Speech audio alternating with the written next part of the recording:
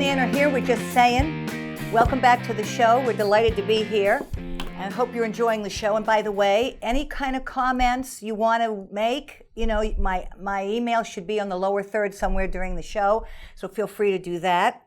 Or questions for him. And are you getting any comments? I have not gotten any comments. I mean, maybe it's just as well.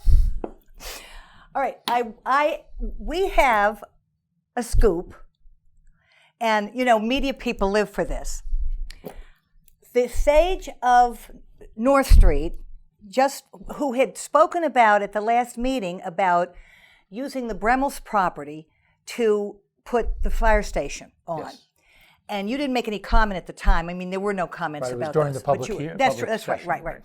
And he had, you know, he has made a model and everything, and I was going to have him on the show on State and Local, but I called him and he said that the what is it? Is it CPC? Yes. What is that? Commission to Protect the Community Preservation Committee, I think. Yes. Now, they want to buy the Bremels land to build condos. So he was over there. He was talking to Rich. He talked to Blythe, and he talked to, is it Jennifer DeLongo? Janet. Janet. Yeah, there's some wetlands back there. Right, and so he, you know, so he says that they're, you know, going to. That's what the plan is, I asked if you think it would be like the houses like at Gump's, but he thought they were talking about condos. I would think trying to meet our 10% affordable housing, so that'd be great. Good. We'll see. I don't know. I mean, it's forced on us, this 10%. And if the absurdity is, as the town gets bigger and bigger with all the extra people, the 10% goes higher. Exactly. You never get to 10%. I mean, it's just, you know what it is? It's just neighborhood redistribution. Right. That's all it is. That's it. You know, it's all about that. And now you had said, I talked to you on the phone this afternoon, you said the zoning wouldn't have been right for the police station. Well, so and I might be wrong, but I think it's zoned residential. So so is Seekonk Street. Yes, but the police station is on Main Street. The fire station is on Main Street. I know, but there's something else on Seekonk that we argued it was. Is there a fire station? No, there's not yet. Maybe they should have some kind of a fire extinguisher. There's a farm, but that's allowed in the residential district. 61A and 61B. Maybe you can explain that again, right. if you don't Some mind. point time, yes, we will. You know, because I know we've talked about it before, but there was a big bombshell at the meeting and so forth. Yeah, no, I don't know if you could put a fire station. You probably could rezone for a fire station residential district. But I wonder how many. He didn't know anything about how many buildings or what have you. But well, they first have to buy it, so I don't know if they're that far along yet. There's the first, as you said, breaking news. And then when they hire the contractors to build it, I imagine they're not too keen on that because they're not making much money. Well, it all depends what it is. So I don't know if it's going to be a 40B or is it going to be. Well, that's what they were saying. So. That's what they were saying. I don't know if they mean the whole entire building. I mean, it was all vague, but so, you know, he. Stay tuned. I'll look for it on my phone. Yeah. Breaking news. All right. It's not often that I upstage No. you. I mean, never. Good. That's good. And I just want to say I have never held his coat. So you know what a coat holder is. Yeah. You know what a coat holder. All right. Yeah. Okay. Hopefully everybody knows what a coat holder is. All right. Now. I never hugged. That's right. As Cece said. Well, I don't know if I come up to. As Cece said, I'd eat more hugs, right? Well, it's a question of coming up to. Now, I want to talk about Aaron Evans, who is our new fire chief. And you know, well, he's not our new fire chief yet. No, it's in December. What, 2nd or 1st? Well, we haven't signed his contract yet. You're going to do that. Well, hopefully we're going to do that tomorrow night. Right. A special selectmen's meeting. Right. So, yes. So he's not our new fire chief yet. But you know, soon to be, hopefully, our new fire chief. Well, he's accepted. Yes, so he's been approved. Yeah. And so I made it to that meeting, and he stepped in front of me, and so I was looking with my and I'm looking up. I just see the dreads. I thought, oh, it's him. He's a very tall man. And so, now tell us what you know about his background? Because you during you had said, well, you have an unorthodox background. Yeah. Well, he was his last job was fire chief of Sherburne, Mass, which is an EMS-based fire station, a small station. He's one of 2 employees, full-time employees there. What does EMS mean? Emergency management system. Not a real fire department? Well, on call. It was 100% on call. So I think their budget is $400,000. I mean, we're $4.1 million, so huge disparity. Is it based on the number of people in the town? It's just how the town wants to. I mean, with all the money over there. Yeah, but Dover is the same thing. Dover's an EMS system as well. So, both towns have used that. But so he came from there. Prior to that, he was obviously with other fire departments down in the South. I think Tennessee and areas like that. But I think what was unorthodox is you have a fellow who, even though he liked firefighting, he became a professional athlete. And I think he was a tight end, and then to suddenly in the NFL. I mean, he was in the real the real deal. And then after 6 years, most of them go back to doing announcing. They sell things. He went back to what his passion was, which was firefighting. Now he said he's held every rank except marshal. Yes, fire marshal. Yeah.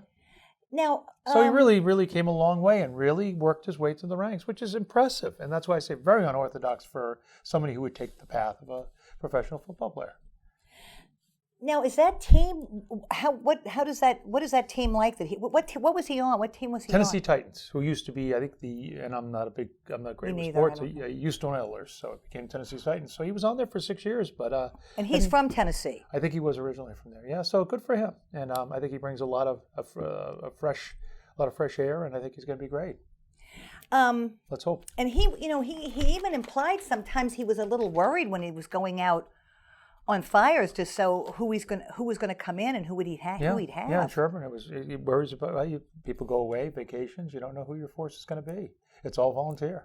And I noticed I only saw 2 of them there, but they were all. I know. Do you think it was just ordinary flattery? They're saying how great our fire department. No, I is. think our fire department is very well respected.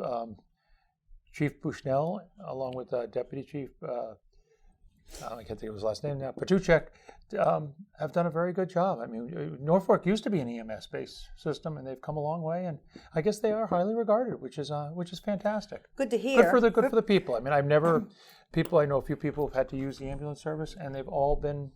Yeah, I have heard that. Yeah, they've all been impressed. I have heard. And the theory is, in this day and age, is, and I think it's one of the reasons why people were so hot to put on a new fire station is that really, how many fires do we have? Our house is burning down. Very few.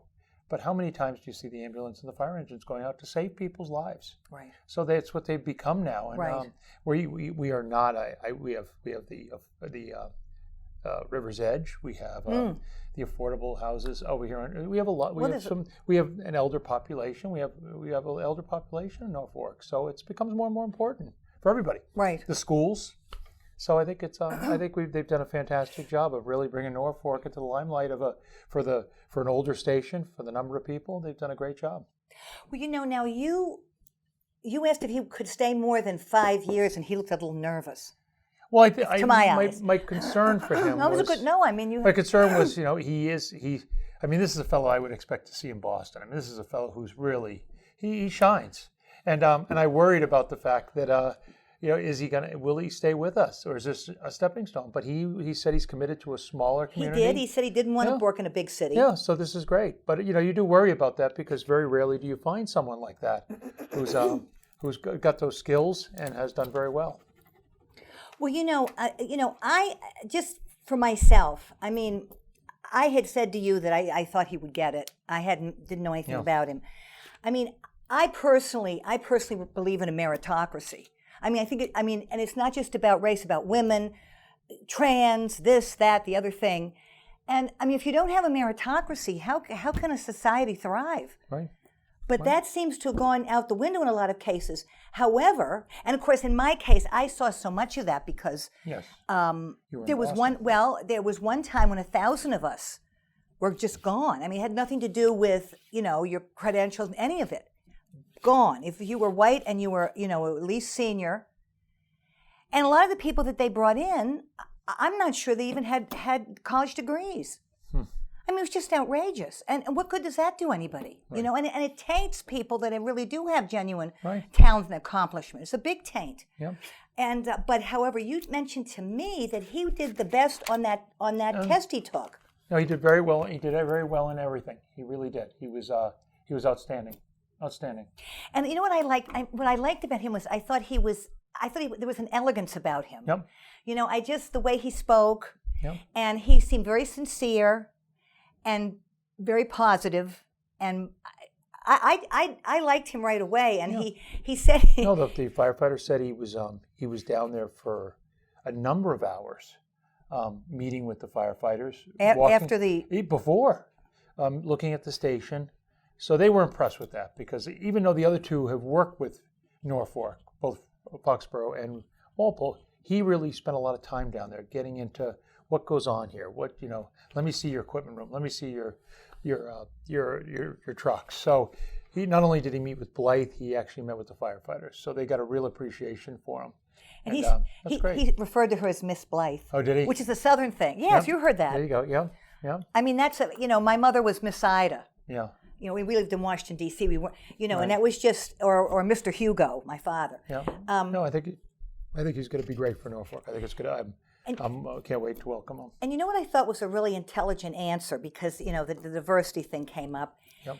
And he said a department should reflect the community.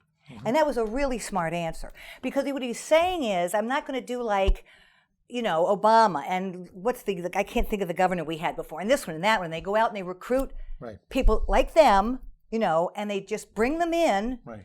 And I mean, I think that was the message, and then he mentioned women. Yeah. And he mentioned people who don't and sound like us. We do have some women on our fire department already. And so. But that was I thought that was a really smart, and I felt like he was sincere. Sounds like he's got your vote. Huh? Sounds like he's got your vote. And, he mentioned customer service. Yeah. He's going to go into the schools. He's going to meet with the community, which is great. Not just have open houses. He'll go out in the public. And of course, when you're on those teams, I mean, I don't know anything about sports either, but I would imagine that you have to be totally cooperative when you're doing what you're doing. Yeah. It's a no I in team. Yeah, Yeah. No, and of course, I mean, but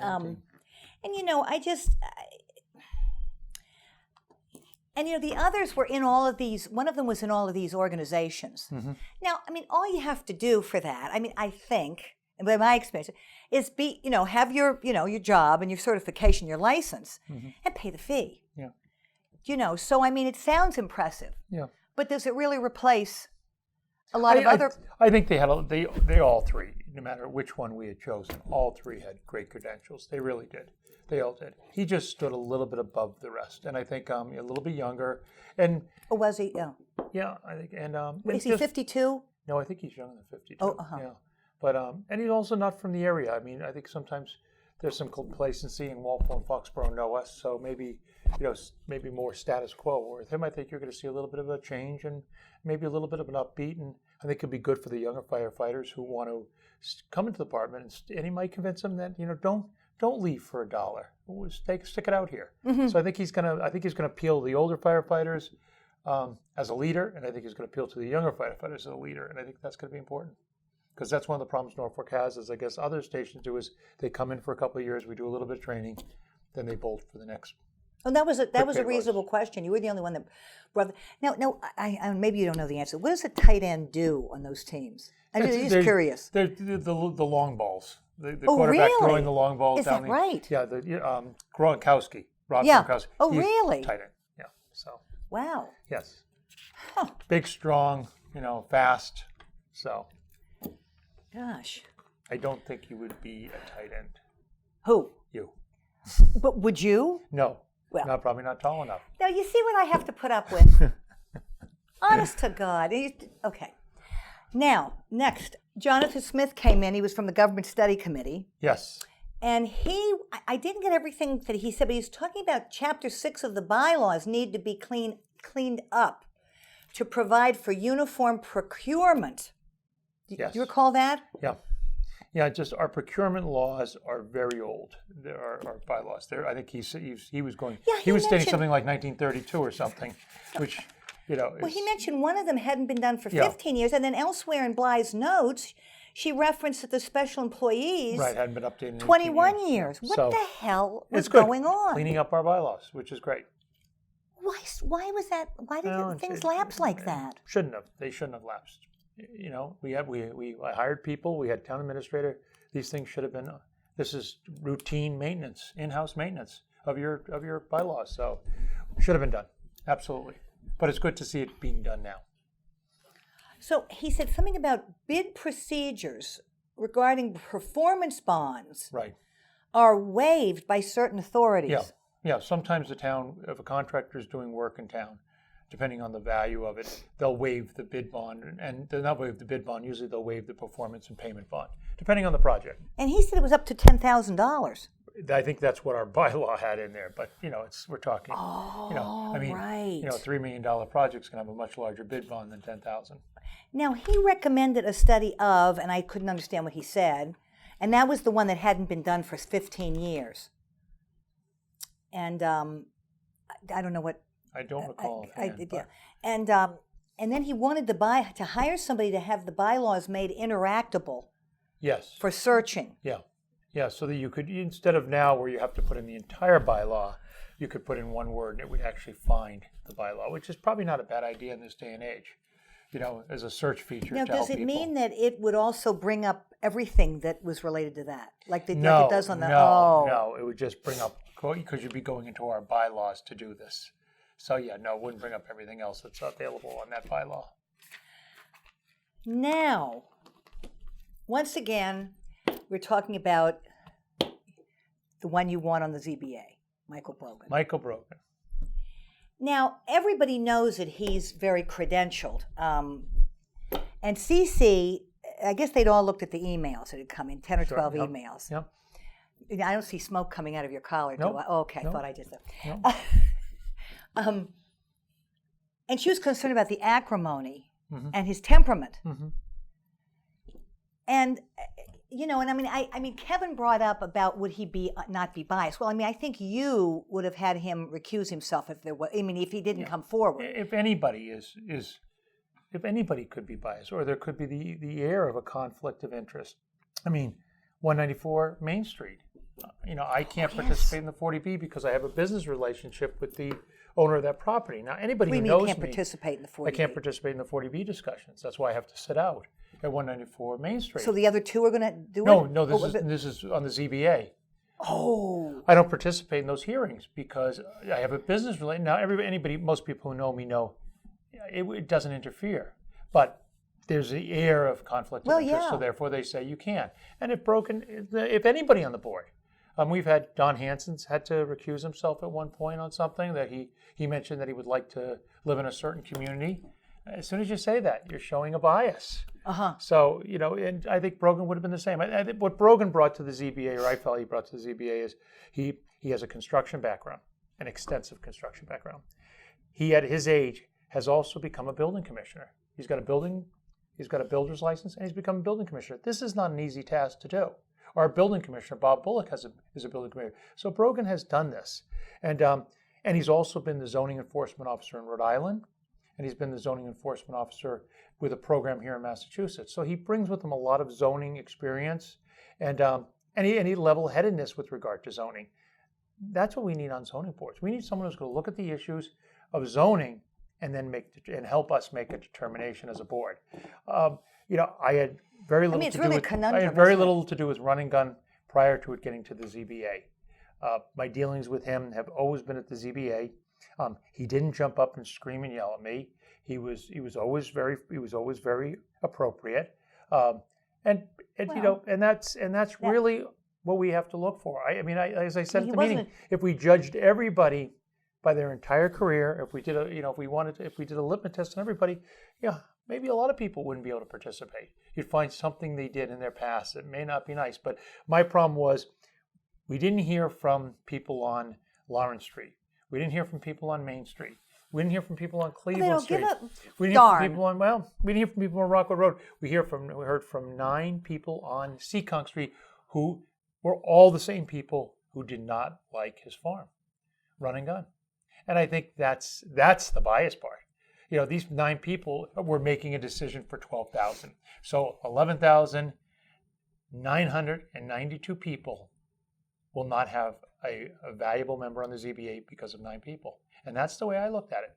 9 people, and if we're going to allow 9 people to make the decision for 11,992, I have real concerns. Well, just a about minor point. I mean, it was more than 9. A lot of people up there, I think, were afraid of him, and he has an affect that is intimidating. I mean, he reminds me of some of the kids that I had when I was teaching in Boston. Yeah. And if he had had people when he first got there and had people come over and talk to them, There's always ways to make things work. But instead, he's saying, "Well, I could turn this into a 40B," which is just childish. Yeah. And I think he was still bringing up the 40B apartments during the hearing. I think when you spend a lot of money, people get they take a different attitude, and he did spend a lot of money, and he had to spend a lot of legal money. And remember, the 9 people did not spend any of their money. Everything that went to court, everything that was discussed with run and gun in this town was paid for by all the taxpayers. They were short of hiring their own attorney. Well, yeah, but they were paid for all the taxpayers. We all paid for it. We paid to represent those 9 people on something that was really a neighborhood dispute. Mr. Brogan had to pay for himself. So when you're spending your own money, yes, I think sometimes people do get a little testy. When you have people, and when the law says you're allowed to do this. Law says you're allowed to have a farm. You said that he had gotten a bad deal, that he had not been treated properly by the administration. Well, I think there was he had zoned his property agricultural, 61A. Originally. Yes. It was the prior town administrator, selectman, town council who told him, no, move it into 61B, entertainment, and then you'll be all set. But then we'll give you a couple parameters and you'll be all set. Well, clearly that didn't happen. But they, at the same time, were telling people that the 61B would allow them to control him, which didn't happen. Right. Well, because it was becoming way too restrictive, and it wasn't based on good principles. It was based on what some people wanted. So it was just a bad deal all the way around. Well, I take your point certainly, but I mean, I was the one. I held the emails for people when things would have to.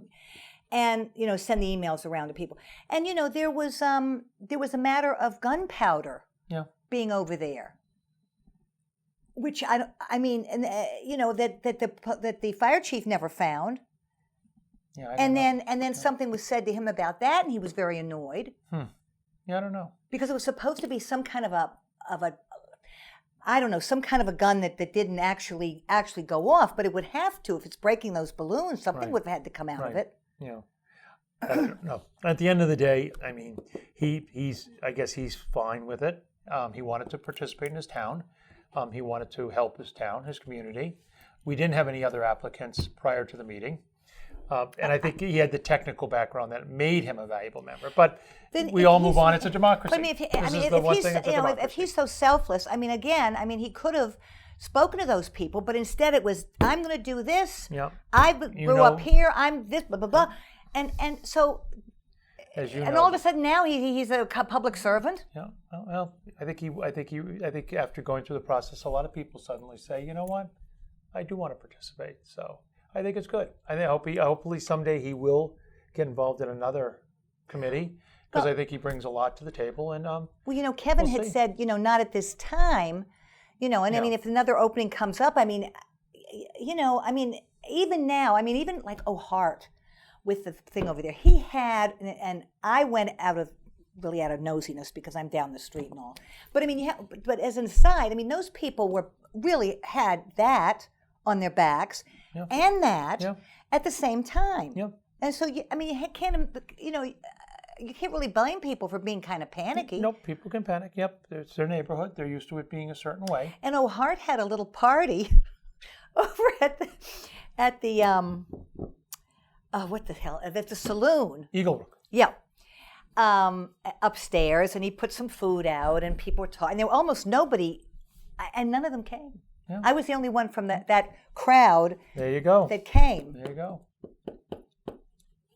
Everybody's I don't know whether everybody's different. But hopefully he'll come back again someday and He's fine with it, but hopefully he'll participate and volunteer for another committee. So, I couldn't believe, right? During the hearing, he's saying I could have put 40B in there. I mean, Well, that doesn't win you. It doesn't help, but let's hope that never a 40B gets there. Let's hope so. Oh, not now. Not everything he's done. He's not going to turn all that over. You could sell it. Well, we have to be at another similar business. No, we could sell that. He could sell that, and they tear down everything and build 40Bs, a 40B apartment building there. He has the acreage. I don't think after all that, building that rink and bringing the Amish in from Pennsylvania and all that. Depends what somebody's willing to pay you for the property, right? Yes. Be careful what you wish for, as they say.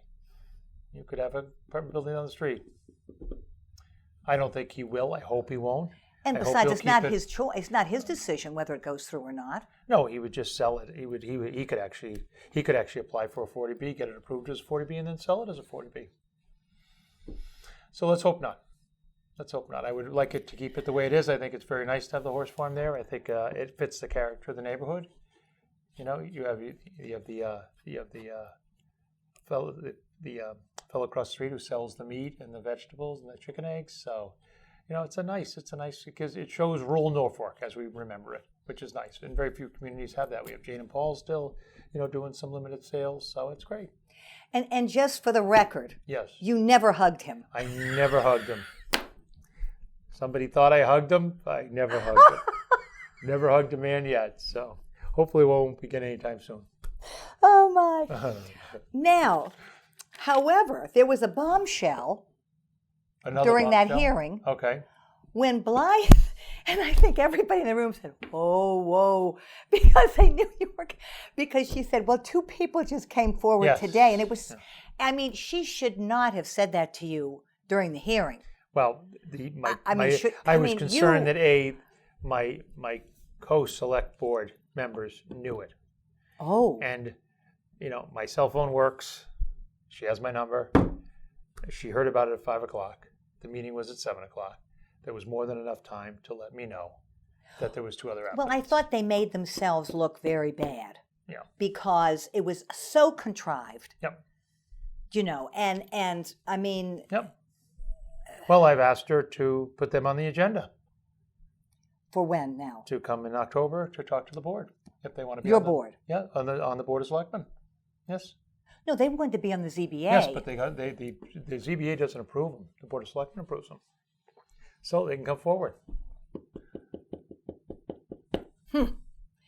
Because, I think everybody in the room just like, because it was, there was some other thing that happened. See, I thought that when they went after him about the house, they discredited themselves. Mm-hmm. Mm-hmm. Do you know? Mm-hmm. I really did. Right. And I'm nothing to do with the farm. I'm kind of on the outs with them because I once said something and then this is going to ruin everything. And so I was then excluded from I was not in the inner circle. I was never in the inner circle, but they stopped talking to me. But I thought they did make themselves look, and I think that must have really. Yep, it's very tough when people are. You hope they don't take it personally. Even though they may have been right about the house, I just think strategically they should have just said nothing. Right. Very true. Now, the special employees and conflict of interest. Yes. Now, there was a list of them, mm-hmm. and I wrote down some of them, but it's kind of, I guess it doesn't. But that matter hasn't been reviewed since 1989. That's really disgraceful. Was Norfolk incorporated in 1989? No. That is really disgraceful. Very, very poor housekeeping. That's from before Jack came in. Yeah. And very poor housekeeping. But it's good, again, get it updated.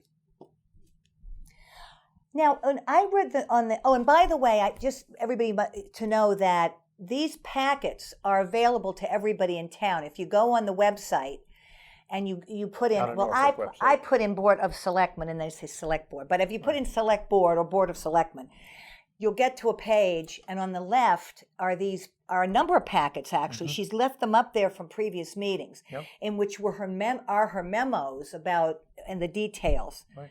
that I go and No, I think it's I also great. work off I think of it's those. great, and it's helpful. Yeah. It helps people understand what's going on. So everybody can see those. Good. But there was something on there that said selectmen are no longer allowed to be special municipal employees. Communities over 5,000 residents, selectmen can no longer be special. But it said would no longer be allowed to have any appointments. What does that mean? Yeah, well, that will be interesting because what is that? What does she mean by no appointment? no other appointments in town.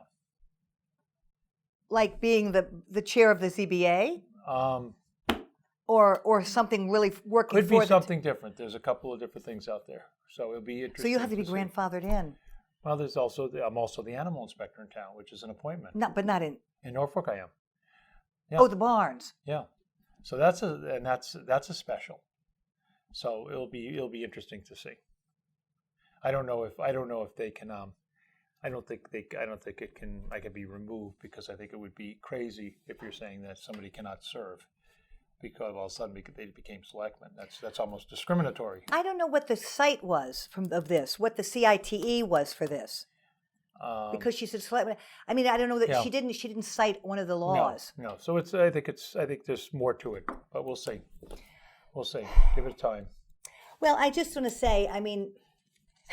Good to clean them up, like with the government study committee. It's good to clean up and get this stuff taken care of. It should have been done. Now, let me just jump to something else that wasn't mentioned the other night. Is anything going to be done about getting the DPW to get that money from Borelli? I hope so. We mentioned it to him. Blythe said she would look into it. So let's get going on it. Yeah, absolutely. Now I have another question, sort of a procedural thing. Do you three, when there's things that you see coming up that need to be, do you three triage them so it's not? You cannot deliberate, which is what we'd be do doing. No, you can't even discuss any of these issues with another select board member prior to the meeting. No, I don't mean that. I mean when you find out that something like this, that Borelli hasn't paid the money for so long, that's out and on the TV and everything. Do you all get together and say, well, which of us is going to deal with because that would be deliberating. Yeah, you got it very strict rules. So in other words, the one that's the forthcoming is the one that does all the stuff? We all go in blind. No, but I mean, in other words, we literally, what you bring up at the meeting, we have not discussed previously. There's no ability to discuss it. I guess I'm not clear. Yeah. So that could mean that it would be one of the selectmen that's doing a lot of these kind of errands. Yeah. And not the others. Right. Who's ever got their radar up? That hardly seems right. Well, I mean, it's certainly not deliberation if you say... Well, yeah, but you're discussing something that's going to come before the board, which is basically like a deliberation. Once it's before the board. Even when it's before the board. You can't, or when it's done, outside of that meeting, you can't discuss it at all. Yeah, it's very clear. Not even to say, who would like to take this? Nope. And that's specified. Yeah, we that's have ridiculous. very limited discussion. You got to be very careful. Ask David Rosenberg. He is our expert on those laws. So David will tell you. Yeah, no, you got to be very careful. You got to be very careful what you discuss outside of those halls. Yeah, very careful. Because it hardly seems fair that the different issues that you know about, and it's been on the TV and all of that, are not split up in some way so that everybody has some sort of duties. If they're going to be split up, we'll discuss them at a selectmen's meeting. Would you take this, or do you want to research that more? Ideally, that hasn't been done. I never heard that. No, we haven't had to yet. But ideally, Blythe picks up on these things, and then she reports back to us, and then we can go forward. So that's sort of the way it should work: is Blythe picking up on them and getting forward.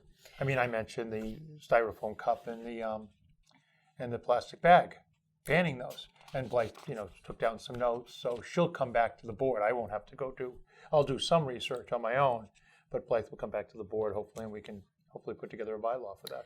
Okay, now, Anthony Turi made a big plea and argument about having the records requests not go through him anymore if it's the police or the fire. Correct. And now, how many hours a week does he work? 32. 2? Yeah.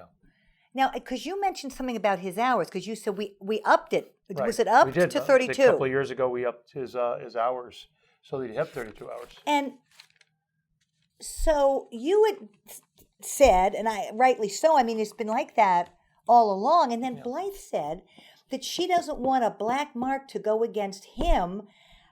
Are they assuming that the 10 days are going to run out? Yes, If he's not going to get the information in a timely fashion. that he won't get it Right. And from then them. Right. And then But you take it to them and it's going to be timely. Well, we'll see. We'll see. A lot of communities do it because they find that because of the amount of information that the police and fire can release versus what they can't release, so it's easier for them to disseminate that and provide that information. My concern was that I like the fact that we have a single point man. I mean, I think the biggest problem in town hall is, I can't help you. You have to go here or go there. And in our case now is you go to town hall and you have an issue with the police department, you got to go to Sharon App. You can email them, but being that you don't know who you're asking, you're probably going to want to go over there. Same thing with fire. You're going to go down there because if you email and nobody responds, you're going to have to, what are you going to have to do? You're going to have to follow it up. So I thought the single source was better, but I guess because of the laws of privacy, a lot of communities are going to this, that, you police and fire take on their own. Now, is he currently the records officer? Yes, he is. Yes. And then, at the end of all that, he said he has too much to do. Yeah. I mean, that was Boston Public Schools classic. Yes. Everybody has too much to do. And that's why you always give it to the busiest person in the room, because he'll get it done, right? No, but I guess he resorted to that at the last moment because nothing else seemed to be sticking. Right. Yeah. Nope. Hopefully. But I would never have admitted. I would never have said that. No, I wouldn't have either. But everybody's different. Let's hope it works. Now on the streets. The streets. What I found interesting. Now, I think it was Peter Svalb got up, and Everett somebody. Street. This is the Everett Street. Yeah. Pine Street. Oh yes, I meant to. Yeah. He said there were 87. He said there were 87 crashes between Foxborough and 1A. And I don't know how many years that was supposed to be, but then the Chief Stone said that it was in Blythe's memo, that it was 1.4 per year over 10 years. Yeah. So then I heard Deputy Chief Carroll say something about numbers being reversed. Well, what was that all about? Yeah, something I think that's posted on the Massachusetts website is inaccurate. It's got Route 1A and Everett Street backwards, so it's showing more accidents on Everett Street. Oh, that's what was reversed. Right. I thought he said the figures had been reversed. Well, that's what 87, 1.4. The actual number of accidents, had been reversed. They put on Everett Street really what happened on 1A and vice versa. So up on 1A. So that's why. But there's a number of accidents up there, and obviously the people of Everett Street and Valley Street are very concerned about the speeds, and rightfully so. I mean, they do have some speed bumps on Everett Street, but I think the electronic signs are going to be helpful if we can. But they want to wait 6 months. Well, that's the DPW set to wait through 6 months, but we have the town administrator looking into getting the flashing signs which show your speed, which in many cases do slow people down. So I don't want to wait 6 months to do something up there. Now I heard figures of like 20,000 and up. 20,000 is for the system they just installed over on Rockwood Road by the children's playground, which shows your blinking speed. And it sends a message. And sends a message to the other street. We want to let people know that they're going too fast. That's it, bottom line. You're going too fast. And doesn't it show your speed? Yes. It has the posted, and then it shows. And then police presence. So I think we're looking into solar ones. Maybe we can purchase a couple of solar. One resident has actually come forward and said they will buy one with their own money in order to have it put up in that area. So we are getting a little bit of movement there. So anybody who wants to buy a speed sign, just let us know. They can send you an email. And now, can they put their name on it? Maybe we could have donated by. Maybe they could put donated by. I don't know if that's against the law, but I think they could probably put donated by. So they should call you and email you and say they want to buy their own sign. Their own speed sign for the road, like Ernie Alex's. Well, I was just going to say, have you seen it? I've seen it. Oh, my God. Well, and I said to him, Ernie. the sage of Northbrook, I said, Ernie, that's illegal. He said, it's my property. I said, yeah, but you can't. And Carol, I don't know. He said, oh, he put his hand on it. The worst, Ernie said, no. The funny part is people in town were calling Ernie up, asking him, Could he make them one? I mean, he's Since then? Yeah. Could he make them one? Since so that's then? pretty funny, yeah. Oh, So I hadn't heard people that. think he's actually producing speed signs over there for a reduced cost. Well, it's a box with a kind of a suspicious bulb in lens it, yeah. on it. Yep. Yep. Leave it to Ernie. Now, who is Barry La Riviere? He is the assistant DPW director. Oh, okay. Yes. Because he explained that there were topography limitations for circles and roundabouts and lights. Yeah, there is. Now, I have to say, as far as I'm concerned about that street, many times I was coming home, I guess it was Saturday night, and when you come up from Route 1 and you're heading over and you're on 115 there comes a point, I think it's before where the overpass used to be, where that curb has a funny curve to it. Yep. Do you know the one I mean? I do. There have been times when I thought I was going to go up over that curb. Yeah. Because there's the hill, and if you have your brights on, it's easier to see, but you really don't see it until you see the shadows on the curb. Mm-hmm. So that's... years ago there used to be, everybody remember the railroad abutments used to be there for years. And the road narrowed very much there, which really was a natural slowdown of the traffic. Since they did the renovations, they obviously opened up the road, and it makes the speeds a lot faster. And Valley Street for years has been a cut through for the prison guards to get to the prison. So they fly down there. And some of the residents had that concern. So it really is become, it's not as you saw in the paperwork, it is not even in the top 3 of accidents here in Norfolk. I mean, Cleveland Street and Rockwood, Seekonk Street and Maine are, I think, the 2 largest ones. Seekonk. Seekonk and Maine is actually the most number of accidents here in town, which is interesting. Because it's a long street. Right by the cemetery. Huh. Where it butts with Needham Really? Street, Main Street, Needham Street, Seekonk Street. That's the largest number of That's accidents very in town. bad down there. Yeah. I mean, now they do need a light or something down there because. So I think that's a concern. They used to have plants. Yeah. And now when now of course the leaves are gone, but there's a very beautiful flowering tree there. Mm-hmm. But that blocks. Yeah. No, unless you're in a car that's a little higher up. There's a lot of streets that have some traffic issues that we got to deal with as we continue to build. We continue to have 40Bs, and that's why we do these traffic studies, because we really are. I see it now when I'm pulling out of my office on 115. It is now you don't just pull out. You have to wait 5 to 7 minutes. And going down Cleveland Street now, coming to Rockwood Road, there's a line of 10, 12 cars every day, which it never used to be. So people are moving into these houses. Moving in, and so our traffic is really increasing dramatically here in town. So, but I think the people have made a passionate cry and I think it's important when people come forward and say, we're passionate about this. We want to see some traffic controls that we have to do some. So hopefully if we don't have the money, we'll find the money to at least put up some blinking signs that show people speeds and get the speed slowed down. Well, the $4,000 for the little room could have been used for that. It could have been. Yes, there's a couple of things that could have been used for that. I think that's all that I have. I don't know. I haven't heard from. Oh, okay. Okay. There's a couple of minutes. Thank goodness for Jen in the control room. In the control room. There you go. Well, you've covered a lot. Yeah, I'm just trying to think if there was anything else. But I think that Aaron. Nope, he's going to be great. Yeah. I think hopefully we'll sign his contract tomorrow night, and he'll start sometime. I think it's October, November, December. So I'm going to have him on state and local, and I wanted to talk about his background, his growing up and so forth. Well, that'll be interesting.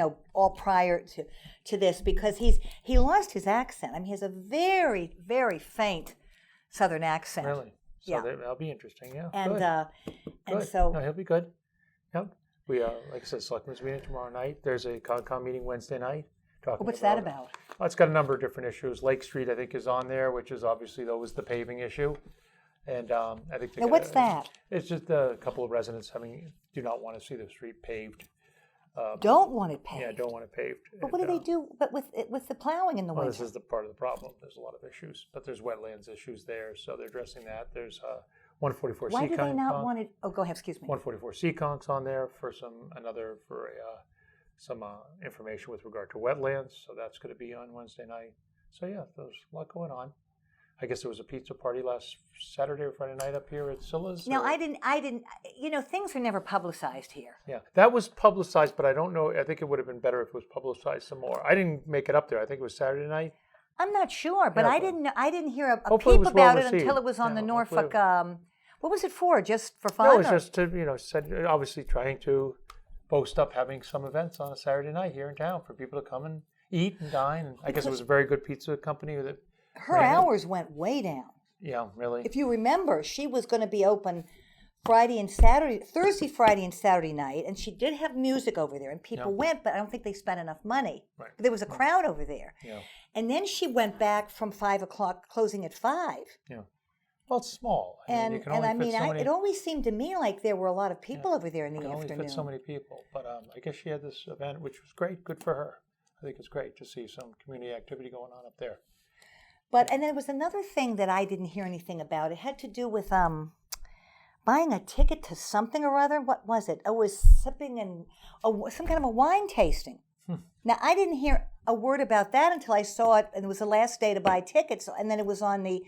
But I have always found it that things are not publicized here, that it's... Well, they got to do a better job. People do what they want to do. Right. Ultimately, it might not be for the right reason, but people do what they want to do. Yeah. No, it'd be good to see them posted. Let people know what's going on in their community. Yeah. It should be on the town website. Right. I don't see any reason why not. Yeah. I mean, exactly. but hopefully so. But that's all I have. All righty. Thank you for watching Just Saying. And listen, we're not trying to put anybody down, although I guess it sounds like that. Or we're not trying to, how shall I say? Well, maybe it sounds like you are. But Not me. it's not like, how shall I say this? It's not trying to step into somebody else's place to say things. Right. Which is, what Just Saying is. So thank you for watching, and we'll be back again after the next Selectmen's meeting. And thank you very much again for watching. I'm Anne-Marie Battistone, Christopher Weeder.